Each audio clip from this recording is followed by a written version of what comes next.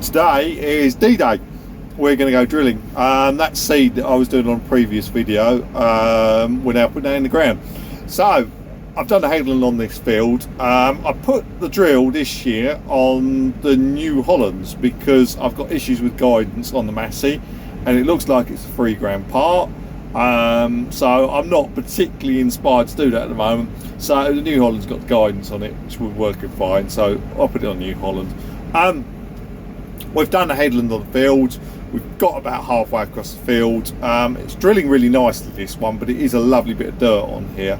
I'll just show you outside what we're drilling and what we're doing. So here we are. It's going in pretty nicely. This is headland I've done. This is where I'm coming in and out of work. It's going in the ground pretty well. As I say, incredibly dry. There's a little bit of moisture in here, but it'll only be in this top sort of inch or two. And there's the seed. We've got the seed in nice and decent depth. This will be rolled. Any of these clods will then pretty much disappear. It's a fairly kind bit of dirt on here, but it can come up quite nasty. So I'm quite happy with the job it's making. Just swing you around. There's the outfit. Combi drill on the back of it. The New Holland is a little bit undertired really for the drill. I'd have to put jewels on if it was at all wet. It's on smallest wheels. The Massey I don't have to worry because it's on a 650 rear. This is only on 5, what the equivalent of 580s were, I think. It might be on a little bit wider than 580s, but it's a bit undertired. Here's my drill. I may knock this Avidex applicator up out of the stock seeder. I'm not actually putting Avidex on at the moment, so that's not in use. But it makes a fairly good job. I mean, it's a bit steady compared with what you go out and do a horse with, but then I'm doing the job of my own, so you know, it swings and roundabouts. Right, let's jump in the cab.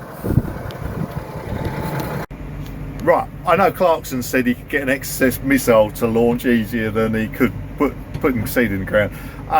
Just go through some of it. Right, these are my various screens on here. I've got GPS, this is guidance for the tractor. Then I've got my GPS map, which is showing the coverage that I've done. If I go to the field, then that will show me my area and the area remains drill. So I've got 3.74 hectares left to drill. Then I go up here to my drill box, which is giving me a rate, where my tram line is, telling me the drill's out of work at the moment, and obviously I'm not moving, so the speed isn't doing anything.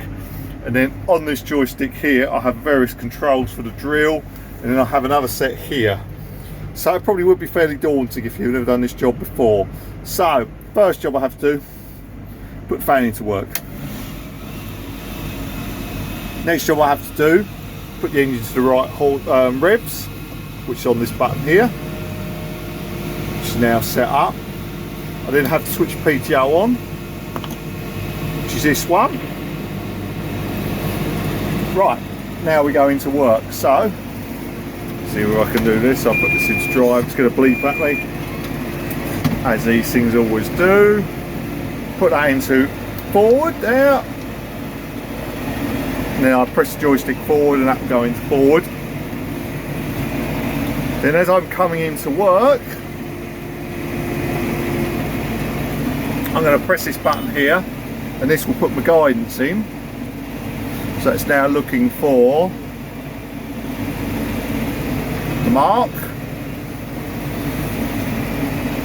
Now I'm going to drop the drill in. Drill just told me it's gone into work.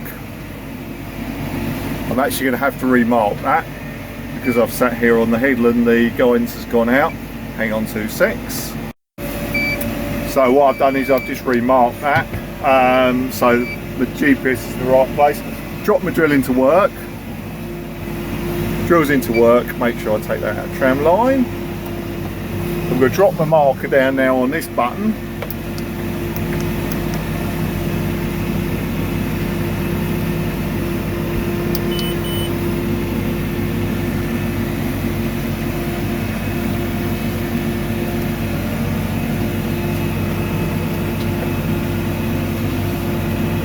So my marker's now into work down there.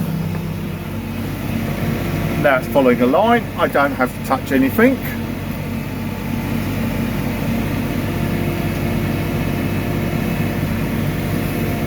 Until we get to the other end.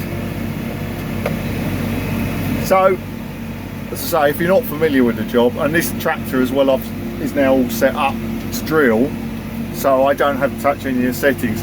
But it is quite daunting now with the technology, the way the technology's moved on. You have to know how to do all the various bits, set tractor up, set guidance up, set drill up, you know. It's all quite simple when you know how it works. So yeah, as I say, I'm not touching anything, hands are completely free, and it's just bringing itself along the line.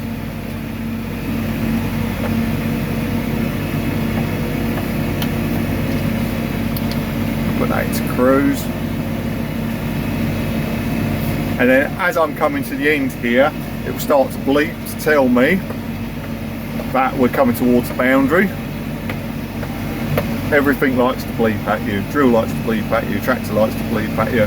So we come to the end of the boundary, so I'm going to pick this marker up,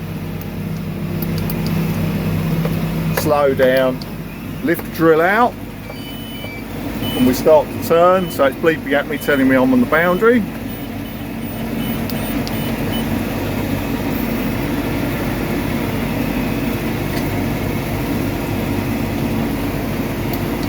And I'm doing exactly the same as I did at the other end. Dropping the opposite marker down.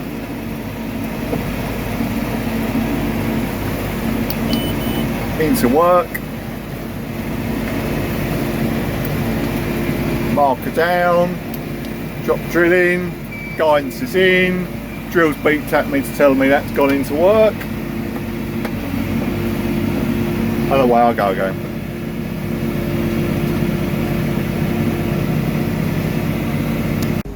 I've moved on to the heavy ground now. A little bit different down here to what it has been on the lighter ground on the hill. I'm just going to jump out and show you how dry it is in this part of the world.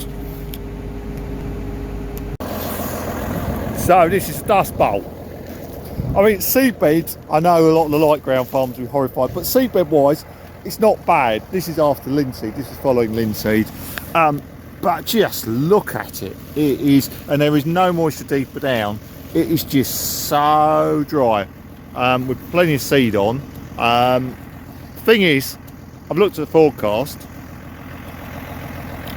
There is no rain in this part of the world until, well, I can't see any rain on the forecast at all, so this is after the 20th. So here's a burning question.